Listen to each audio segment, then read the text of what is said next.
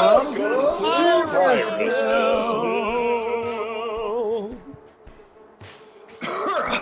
Losers and the fine family of Losers products, including our patented 6-finger virgin vinyl gloves, proudly presents Make America Dead Again, another episode of Life in Virusville, with your lovable hosts, Rat and Ruby.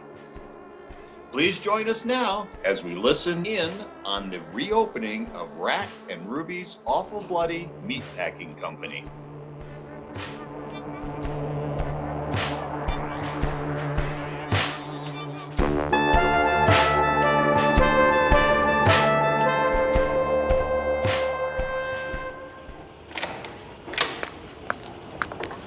Well, Ruby, I wish Margarita and HR wouldn't insist that we go in person to stage this reopening with our meat cutters. I agree, Rat. I don't ever like going to the meat cutter's break room. So let's not go, Ruby. We have to, Rat. President Death gave all meat packers back to work orders. Ruby, we both know that this President Death guy is nuts, sending people to their deaths because he wants a hamburger? Well, being nuts is no longer a disqualifier.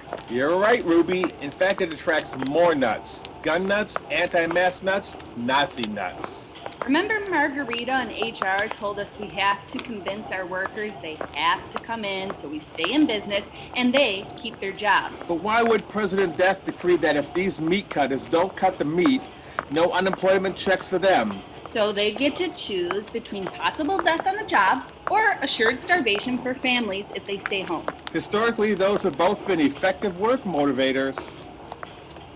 Death and wages, death and wages, drive us butchers like a horse whip carriage. This I know, meat cutters.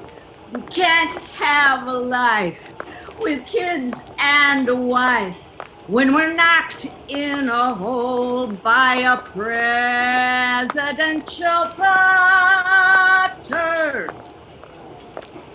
You know, Ruby, I'm starting to miss the pre-virus days. Death and wages, death and wages. What are we gonna do, Ruby? Sorry to say this, Rat, but I think the pre-virus days are dead and gone. But I hate following President Death's mandate. How else can we enjoy the freedom to drive up for those juicy hamburgers that we all love more than life itself? And don't forget those crispy yet moist, tender chicken nuggets that are worth dying for.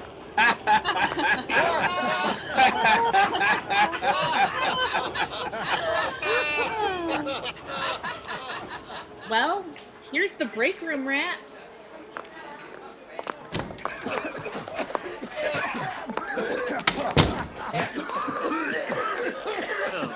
Wowie zowie. I can't believe we have this many people working third shift. This cacophony of coughing is terrifying. Let's get this over with. As quickly as possible. Wait a second, Rat. Let's wait till those face masks I ordered from China get delivered. Yeah, even though President Death didn't even mandate masks or anything. And it would be even safer if we wait till the sneeze guards arrive, too. Of course, Ruby, it would be a lot safer to come back and speak to our workers then. Hey, it looks like Alonzo, our unpaid intern, is running straight at us.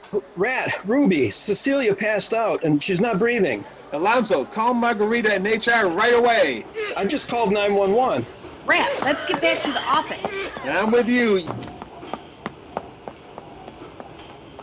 You know, Ruby, I just had an idea. What's the idea, Rat? We could just issue a company-wide memo instead of talking to our workers in their break room. Brilliant, Rat! Alonzo could post a memo or even a poster in the break room for everyone to read at their leisure. I'll ask Margarita and HR to write it up. And maybe we can bribe Crump in the art department to stop pulling his head long enough to draw up a 3-color poster. Of you and me with our hands wrapped around the throat of this little virus. Yeah, like we're choking the virus to death. I love this idea. But does the virus have a neck to choke? That's a good question, Rat. Who do we trust in research to get us the answer we want on that one?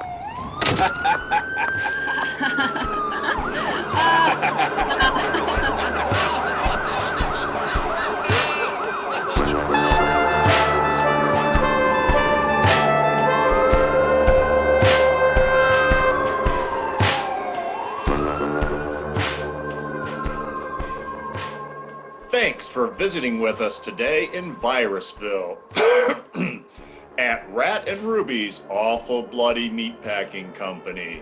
So remember, friends, always look for the fine family of Losers products, now featuring the only face mask with a tongue fly. Please join us next pandemic for another episode of Welcome to Virusville.